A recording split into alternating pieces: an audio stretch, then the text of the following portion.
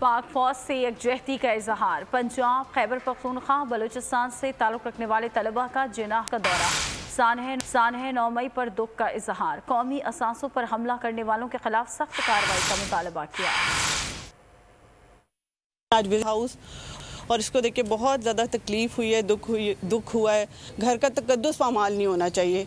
हमारे different opinion हो सकते हैं, डिफरेंट पॉलिटिकल आइडियाज़ हो सकते हैं, मगर इसका मतलब ये नहीं कि हम किसी के भी घर में घुस के तोड़फोड़ शुरू कर दें और बिल्डिंग को भी नुकसान पहुंचाएं, लोगों को भी नुकसान पहुंचाएं। आज हमने जिनाह हाउस का विज़िट किया है और हमें ये देखकर बहुत अफसोस हुआ। जो भी 9 मई को हुआ हम उसकी शदीद मज़म्मत करते हैं और हमारी दुआ है कि इसके बाद कोई भी इस किस्म का वाक़या दोबारा पेश ना आए।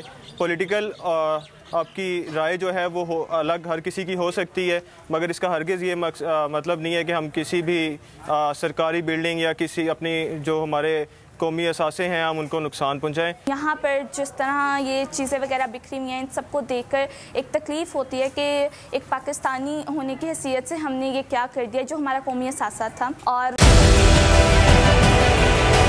डिजिटल लोन स्कैम, आवाम को कर्जों के जाल में फंसाकर लूटने वाले भेड़िए बेनकाब। बोल की काविशें बाराबर साबित हो गईं। ऑनलाइन कर्ज माफिया के गिर्द घेरा तंग हो गया है।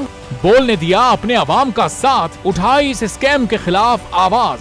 बोल की डिजिटल लोन स्कैम के खिलाफ आगाही मुहिम की सबसे बड़ी ट्रांसमिशन 59% अवाम ने देखी अपनी स्क्रीन पर, क्योंकि बोल है पाकिस्तान का नंबर 1 न्यूज चैनल। सब्सक्राइब करें और बेल दबाएं ताकि कोई खबर रह न जाए।